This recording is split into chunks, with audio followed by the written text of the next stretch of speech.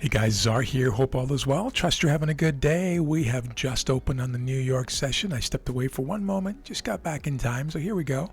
This is the first candle starting off on the three sisters, NASDAQ, S&P, and Dow. VWAP, volume weighted average price. The two EMAs are the 9 and 21, and that's a 2.5 standard deviation line up there and down there. All right, we had NFP this morning, as most of you would know. There's the big move right there, there, and there. And now we're waiting to see what happens here on the open. As always, I'm going to be very patient to see this thing play out. And as the new participants on the New York session, the regular trading hour participants, devour and digest what happened here on the pre-market. A bearish reaction, of course, to the news. We have broken yesterday's low on the daily, not just on the NASDAQ, but on the S&P and on the Dow. You see that there? Having hit all-time highs again this morning or overnight in the Asian/UK session. And now we are in the New York session to see what happens next. Dropping down below on the NASDAQ, barely. This is now the 1 minute open range has been set. There and there. There's the high and low, and high and low. Not much happening yet. Pretty quiet, actually, given that this is right after NFP. I'll be cutting out dead air, sideways grinding action, non-teaching moments, things of that nature. I'll pause it along the way to save memory on my computer. And we'll just focus in on where the action is, if there is any. The last 3 days have been dry for me in terms of the Razor's Edge method. I've had either no setups or a couple of break-even trades, and actually one missed signal. I was looking away and missed a good long signal, but that rarely happens. In fact, I rarely have one day without a trade. I normally have a morning trade at the very least, sometimes a second or a third trade during the day. But to go 2 days in a row without a signal at all is very rare, and that did happen. And then yesterday I did have a trade. It was a break-even outcome. And so thankfully I have other models that I trade, and I do some active scalping and was able to pay the light bill and feed my cat, so we're going to be okay. Being a little facetious, but I think you get the idea. There are ways to make money outside of just one model, and hopefully you have 1, 2, maybe 3 models that you kind of go to depending on market conditions. When things are very range bound, I have different ways of addressing that. And when things are very volatile, I take full advantage of the Razor's Edge model, because that's when I will sometimes, if not often, have 3 to 6 trades in a day. And that's when VIX is over 17, 18, certainly over 20. And you'll see many of my videos there, my 900 plus videos, I believe it is now, on YouTube in the last year and a half, where you see that. You'll see 5 or 6 trades in a day. But now with VIX below 13, 14, sometimes even below 12, that is a different ballgame altogether. Now, we're looking at 1 trade a day, typically.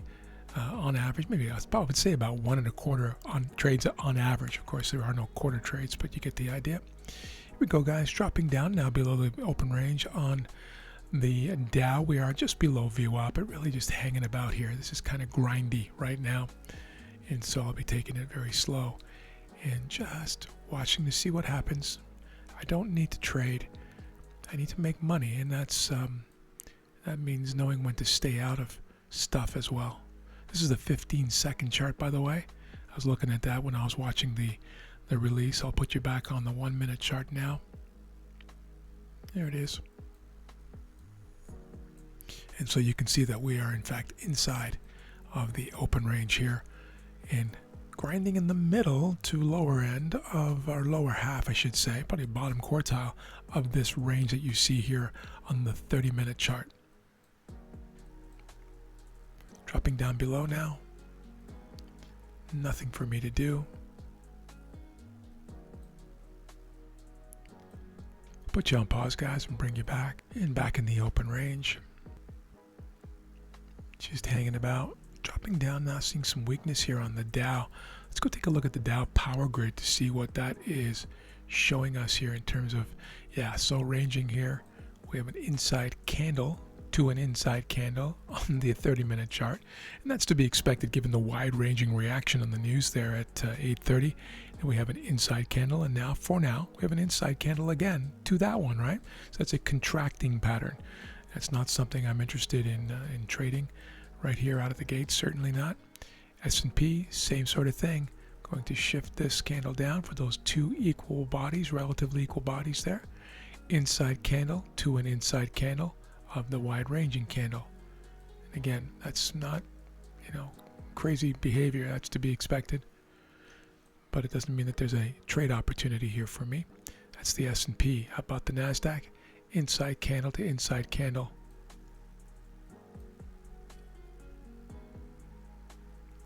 This is now the zone I'm interested in right there. This actually wasn't a very strong one. I just had a zone marker there to kind of piece off this wide-ranging clean traffic area. Nothing to do here. So tempting to take a short here, guys, given what I'm seeing just here on the 1-minute chart. However, on the 30-minute chart, there's all kinds of support here from the drive down on the negative news, then another inside candle with equal body, right? So without getting past that, I'm not interested in taking that chance, even though it may in fact go blasting right through that. I don't care. I don't need to be in it, right? So if I was just looking at this, I would possibly have a sell stop order right here below this. Then I also take you over to the Three Sisters, and you will see that we are firm and sleeping on the S&P and driving up and above, or trying to get above VWAP here and the open range on the Dow. So this is a mixed picture, a divergent picture of sorts on the 1-minute chart and the Three Sisters, and we have the structure that I referred to here on the 30-minute chart. So rookie trader, newer trader, sometimes even veteran traders will see this, get all excited, and look for the weakness here to continue, which it may in fact do, but I'm looking for optimal setups where the units of conviction are stacked in my favor so that the chances of losing are reduced. All we're doing here, guys, is setting up trade opportunities with a weighted coin, right? A loaded coin, if you will, weighted towards heads, let's say. I always call heads, so I'm going to say heads. And the way we weight our coin to heads is by stacking units of conviction, having the daily agreeing with the 30 agreeing with the 1, the 1 on the NASDAQ agreeing with the 1 and the daily, and the 30 on the S&P and the Dow, the other two sisters, for instance, right? And time of day taken into consideration, and pre-market structure, and all kinds of other good things. Below or above EMAs configured in the right way, above or below the open range, right? And many other things that can be stacked in favor of the trade. Trading is nothing more than, let's say we're looking at it, we're considering a short here, is nothing more than betting that the market will get here before it gets there, right? And that means loading that dice towards here, whatever this is, the here-ness, right? And in my case, it's always heads. It's always heads. Well, I don't think that this coin is weighted to the point where I'm interested, such that the market has a higher chance of getting here before it gets there. So I can't take a short.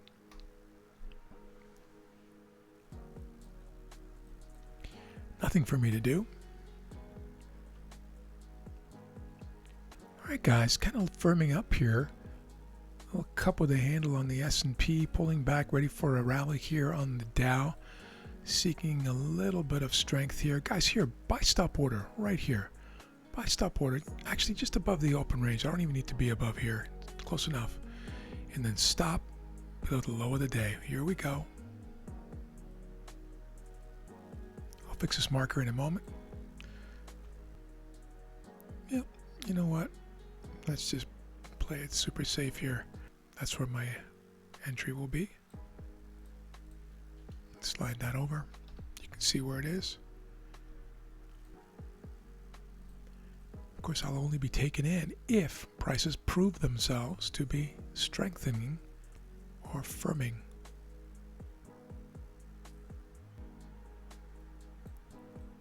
Watching the Three Sisters constantly. Here it is. Trying trying desperately to stay above 921 VWAP and open range, which is kind of on the top piece there. By the way, there's nothing magical about the 1 minute open range, right? It's all about the opening region, like the opening zone. You can think this is a zone marker. It's just where participants entered this thing called the market, right? On regular trading hours.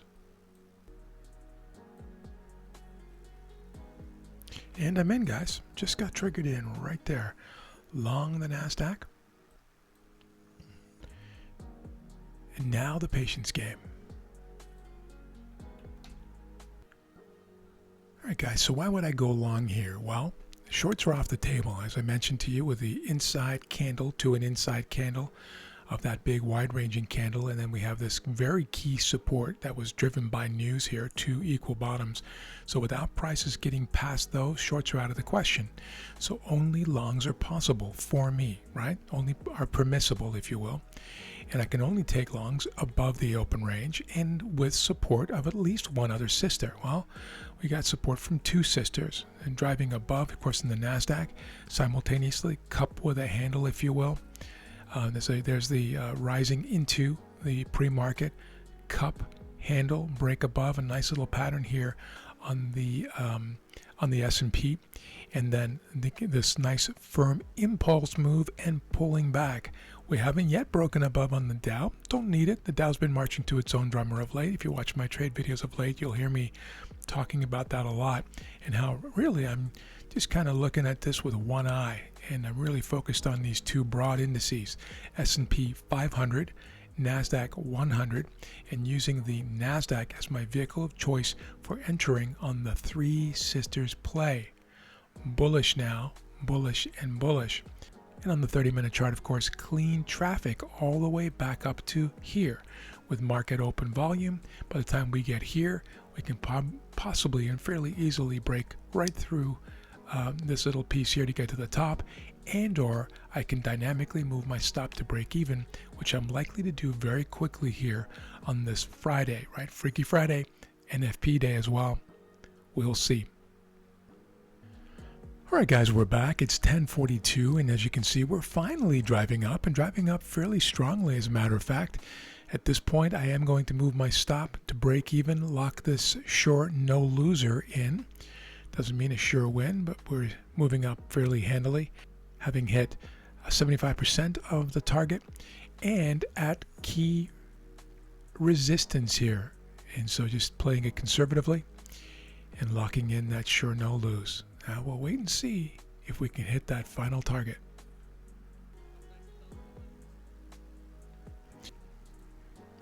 And there it is, guys. Took a while to play out, but eventually exploded. There's the cup with a handle and break above. Of course, I was in from way back here at, what time was that? About 9:50, and have sat through it this entire time.